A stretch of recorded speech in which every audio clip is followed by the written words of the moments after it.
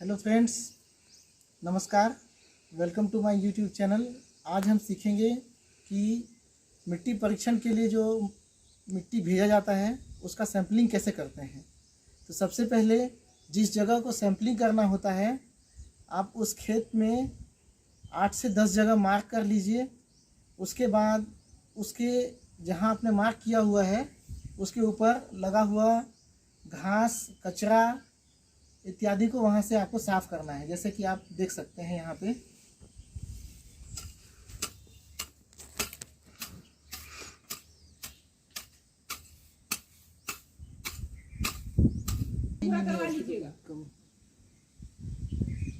अरे ज्यादा मेहनत मत करवाएगा मैंने।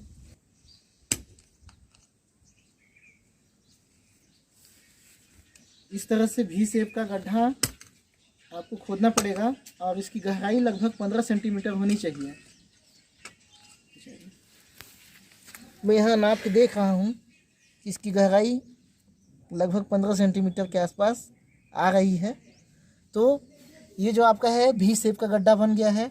यहाँ से आपको लगभग 2 से 3 सेंटीमीटर का मार्क कर लेना है और इसी मिट्टी को आपको तिरछा काट लगाते हुए निकालना है।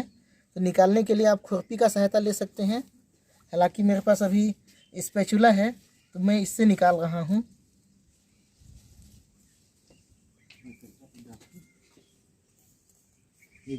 लगभग 3 सेंटीमीटर इधर नाप के इसकी चौड़ाई ये वाली पूरी मिट्टी को निकाल लेंगे और कलेक्ट कर लेंगे।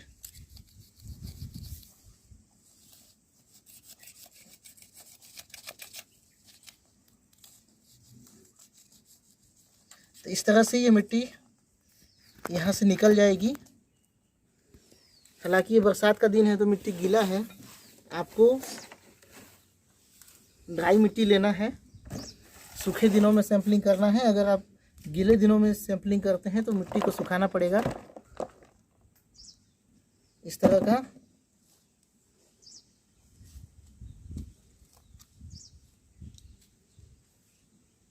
इस तरह से आपको खेत में जिग जैग पोजीशन बनाते हुए कम से कम 8 से 10 जगह, जिग जैग मतलब अलग अलग जगह पर चिन्ह बना के सैंपलिंग करना है।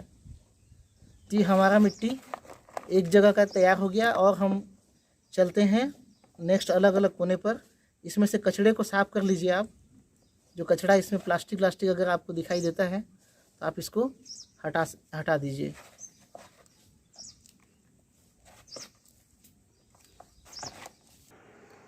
तो फ्रेंड्स, हम यहाँ पे मिट्टी कलेक्ट करके ले आए हैं। तो कुछ इस तरह का आपको दिखाई देगा। जितना हो सके आप मिट्टी को तोड़ लें। तोड़ने के बाद इसको हम कुछ इस तरह से गोलाई में इसको फैला लेते हैं, ट्रे या फिर पेपर या कपड़े में। उसके बाद इस मिट्टी को आपको बराबर 4 भागों में बांटना है। बांटने के लिए आप कुछ इस तरह का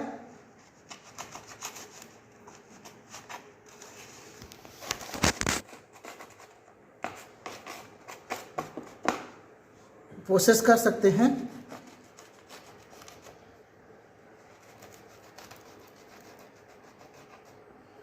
ये मिट्टी जो है बराबर 4 भागों में बट गया। इसमें से क्या करना है, किसी भी आमने सामने का 2 भाग को आपको कलेक्ट कर लेना है और 2 भाग को आपको फेंक देना है। आपके पास 8-10 गड्ढों से बहुत सारा मिट्टी हो जाएगा। सबको एक साथ मिलाना है और इस तरह से इसको डिवाइड करते हुए, बार बार डिवाइड करते हुए आपको लगभग आधा से 1 किलो मिट्टी आपको जमा करना है। क्योंकि हमारे पास मिट्टी कम है तो हम एक बार में ही इसको हम हटा देते हैं। तो हमारा मिट्टी लगभग आधा किलो का बच जाता है। अब इस आमने सामने की मिट्टी को आपको इकट्ठा करके पॉलीथीन बैग में या कपड़े के थैली में भरकर टेस्टिंग के लिए लैब भेजना है। तो फ्रेंड्स, हमने अभी इसको 4 भाग किया। 2 भाग हम यहाँ पे अलग निकाल दिए हैं। आमने सामने का 2 भाग हम कलेक्ट कर लिए हैं। क्योंकि आपके पास मिट्टी काफ़ी ज़्यादा होगी तो आपको यह डिवाइड एंड थ्रो वाली प्रक्रिया आपको फिर से दोहरानी पड़ेगी और इसको तब तक करना पड़ेगा जब तक ये जो मिट्टी है आपका आधा किलो के बराबर ना बच जाता हो। तो उसके बाद में हम थैली में पैक करके लैब को भेजने वाले हैं टेस्टिंग के लिए। और ये जो सारी प्रक्रिया है मैं आपको एक चार्ट के माध्यम से भी समझाने वाला हूँ। अभी हम देखेंगे उस चार्ट में क्या क्या दिया हुआ है, बताया गया है। ये मिट्टी हमारा सैंपलिंग कंप्लीट हो गया है।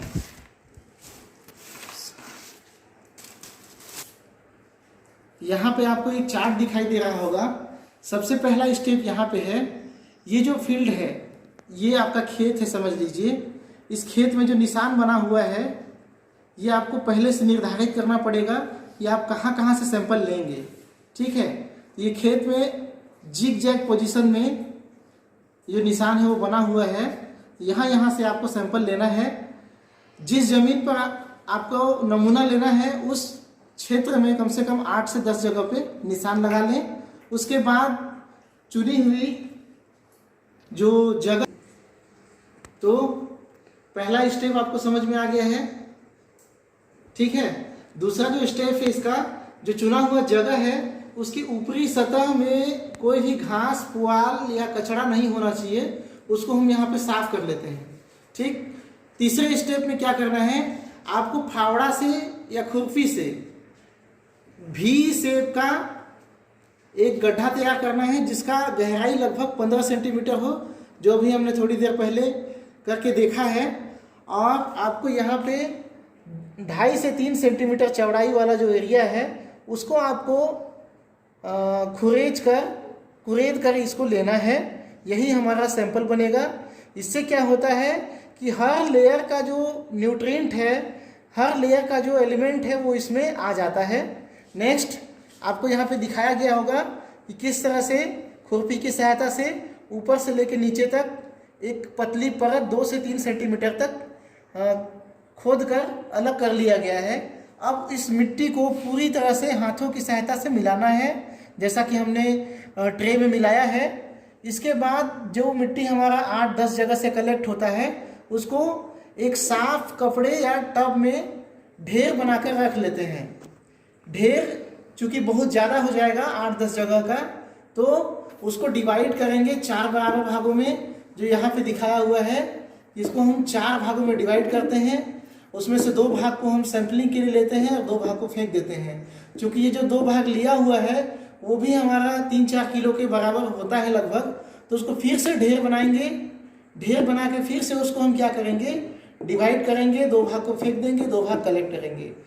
और ये जो प्रोसेस है तब तक दोहराएंगे जब तक कि जो मिट्टी है वो कम से कम आधा किलो ना रह जाए। उसके बाद हम एक साफ पॉलीथीन की थैली में इसको सूचना पत्रक के साथ में भर कर लैब में टेस्टिंग के लिए भेजते हैं। यहाँ तक जो प्रोसेस था वो पूरा सैंपलिंग का प्रोसेस था। एक बार आप इस चार्ट को अच्छे से देख लीजिए, आपको समझ में आ जाएगा। अगर कुछ समझ में नहीं आता है तो आप कमेंट बॉक्स में बताएंगे।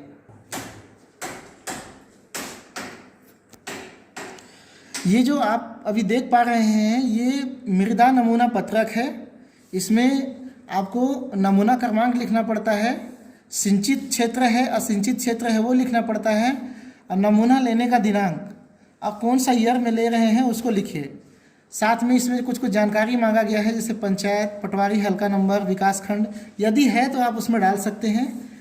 और आगे दिया हुआ है आप कितना सैंपल भेज रहे हैं। जो सैंपल भेज रहे हैं उनके कृषक का नाम, पिता का नाम, जाति, Aadhaar number, mobile number, voter ID इत्यादि। इसके साथ साथ जो जानकारी जरूरी वो आपको मिल पाती है वो सारी जानकारी आप यहाँ पे भर के भेजेंगे। ये कॉल यहाँ पे आपको दिखाई दे रहा होगा खसरा नंबर। ये जो खसरा नंबर है वो खेत का जरूरी होता है, और साथ में खेत का रकबा कितना आ रहा है उसको भी आपको लिखना है। और सिंचाई के स्रोत, आगामी फसल जो आएगी, आप क्या फसल लेना चाहते हैं उसको आपको लेना है। और यहाँ पे कुछ डिटेल भी दिया हुआ है कि पिछले वर्ष, गत वर्ष में ली गई फसल, पिछले वर्ष में आपने क्या फसल लिया है, कौन सा फसल लिया है, कौन सी किस्म का था और कितनी अवधि का था, रबी था या फिर क्या था, खरीफ। रबी या खरीफ, है ना। और इसमें एक लास्ट जो कॉलम दिया हुआ है वो मिट्टी का प्रकार, काली मिट्टी है, लाल मिट्टी है या फिर दोमट मिट्टी है, कुछ इस तरह से मिट्टी होता है। तो आपको इस तरह से जानकारी भेजना है और यहाँ नमूना लेने वाले का नाम, क्षेत्र, मोबाइल नंबर और हस्ताक्षर। ये मृदा नमूना पत्रक है, इसको भर के आपको थैली में साथ में डाल के भेजना है।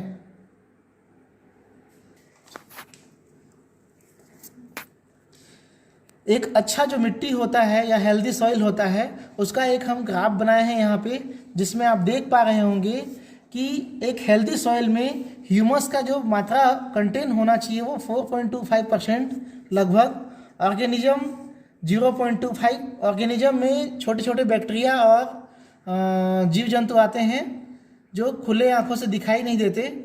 इसके साथ साथ मिट्टी में एयर भी होना चाहिए, मतलब हवा भी होनी चाहिए। ऐसा ना हो कि आपका मिट्टी बहुत कॉम्पैक्ट हो।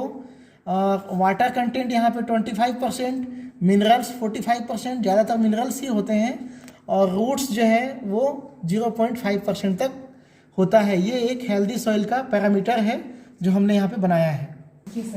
यहाँ पे मुख्यतः 3 टाइप का सॉइल दिखाया हुआ है। एक सैंड सॉइल है, एक सिल्ट सॉइल है और एक क्ले सॉइल है। तो हमारे एरिया में जनरली क्ले सॉइल अधिकतर आता है, जो कि कुछ इस तरह का होता है।